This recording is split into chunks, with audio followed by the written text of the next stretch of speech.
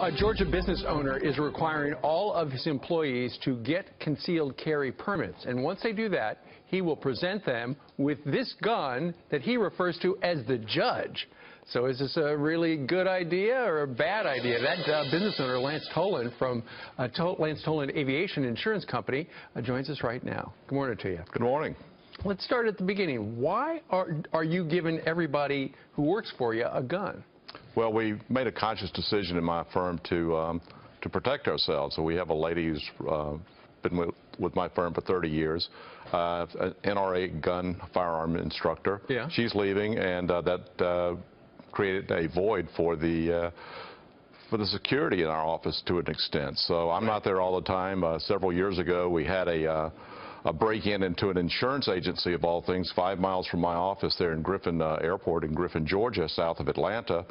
And a young lady, 25 years old, her coworker left, and when she came back from lunch, her coworker was dead. Oh, my goodness. So you wanted to provide security, and once Mary retires, you wanted to make sure that the office was safe. So you're saying, everybody go, get a concealed permit, and then you will present them with the gun. And you refer to this 5-shot pistol as the judge. Why do you do that? Well, it is made by a company named Taurus, and their model number is the Judge. And it's a 5-shot gun that has a .410 caliber or .410 gauge shotgun shell in it. Right. And it's not really a offensive weapon, it's a defensive weapon. Sure.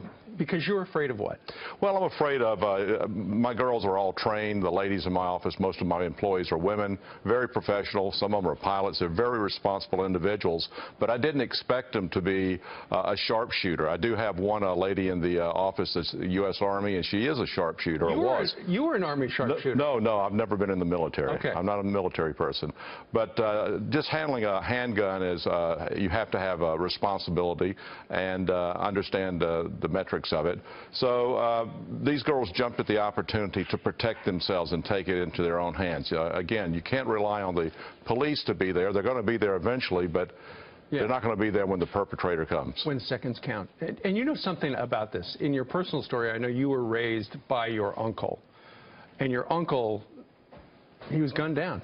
That's correct. I was in a night law school in Atlanta, Georgia, and received a call and said, your uncle's dead. And I just assumed he had died of a heart attack due to his age. But the one night that he did not carry a gun to his convenience store, he was gunned down by 3 thugs. And this was a man that volunteered for service on December the 8th, 1942, lied about his age, was a decorated war hero, and returned to raise his family and then take on another one and retire and start a business, and was gunned down. He was there protecting our rights and our freedoms, and this veteran was murdered. What's the reaction been to the news that you're providing guns for all your employees? It's been overwhelming, actually. We've had a lot of... In a good way or bad way? In a good way. We've seen a number of, just thousands of comments on thank you for being bold and upholding our Second Amendment constitutional right there. Sure. I mean, we've got a right to bear arms and to protect ourselves. An interesting story. All right. Lance Toland, who joins us today, came up from Sea Island, Georgia. Thank you very much, Lance. Good to see you. You know, what do you think of Lance's plan? Do you think it's a good idea, bad idea? Email us, friends@foxnews.com, or you could tweet us, or you could Facebook us. All right.